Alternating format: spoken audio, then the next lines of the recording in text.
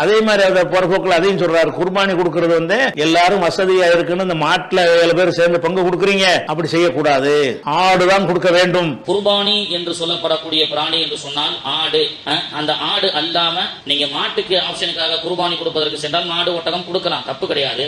ஆனா இப்போ வந்து அசௌகரியங்கள் இருக்கிறது. அதாவது ஒருத்தருக்கு வந்து ஆடு வாங்க முடியும், அவரால் அறுத்து அதற்குண்டான சில சிரமங்களை எடுத்துக்கொண்டு அதை பங்கிட்டு கொடுப்பதற்குண்டான எல்லா வசதியும் இருந்து கூட்டு குர்பானியை தேர்ந்தெடுத்து அவர் ஆடு அறுப்பதை போன்ற ஒரு சிறப்பு கூட்டு குர்பானில வராது. அப்ப அந்த தியாகம் என்பதே குர்பான் என்ற அந்த தியாகத்தை அவர் அசல் நோக்கத்தை இழந்து விடக்கூடிய ஒரு சூழல் ஏற்படுகிறது. ஏன்னு கேட்டா ஆடு கொடுக்க யாருக்கு வசதி இல்லையோ அவங்க தான் மாட்டுல பங்கு சேரணும் அப்படின்னு சொல்லி அவர் சொல்றாரு. எந்த ஆதாரத்தையும் அவர் காட்டல. அப்படி மார்க்கத்தில் இருக்குதா? 7 பேர் ஒட்டகத்துல கூட்டு சேர்ந்தாங்களா, மாட்டுல சேர்ந்தாங்களா ரசூலுல்லாஹ்வுடைய காலத்துல?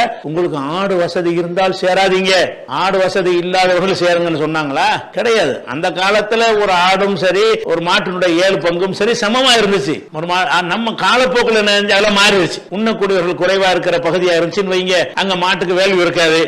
விரும்பி உண்ணக்கூடியவர்கள் இருக்கக்கூடிய நாடுகள்ல மாட்டுக்கு வேல்யூ இருக்கும். அப்ப அந்த மாதிரி இருக்கிறதுனால அந்த ஆடு இருந்தா ஆடுதான் கொடுக்கணும், ஆட்டுக்கு வசதி இல்லாட்டி தான் மாடு கொடுக்கணும் அப்படிங்கிற மாதிரியான ஒரு கண்டிஷன் வந்து ரசூலுல்லாஹ் போடவே இல்லை. ஆடு கொடுக்க வசதி இருந்தும் நீங்க மாட்டுல சேரணும், ரெண்டுமே கூலி கிடைக்கும் என்று மார்க்கம் சொல்லி இருக்குமே. ஆனால் அது மார்க்கத்துல ஒரு சிறந்த ஒரு வழிமுறை தான். என்ன சொல்ல போனா அந்த ஜும்மாவுக்கு வர்றாங்கல்ல, வர்றவங்களுக்கு நன்மையை சொல்லும் போது முதல்ல வர்றவனுக்கு ஒட்டகத்தை கொடுத்த நன்மை, 2வது வர்றவனுக்கு வந்து மாட்டை கொடுத்த நன்மை, 3வது வர்ற ஆட்களுக்கு ஆட்டை கொடுத்த நன்மை, அது 3வது இடமாத்த அதை கூட சொல்லப்பட்டிருக்கிறது நம்ம பார்க்கிறோம். அதனால வந்து மாடும் குர்பானிக்கு ஏற்றதுதான். அது 7 பேருக்கு நமக்கு அனுமதிக்கப்பட்டிருக்கிறது.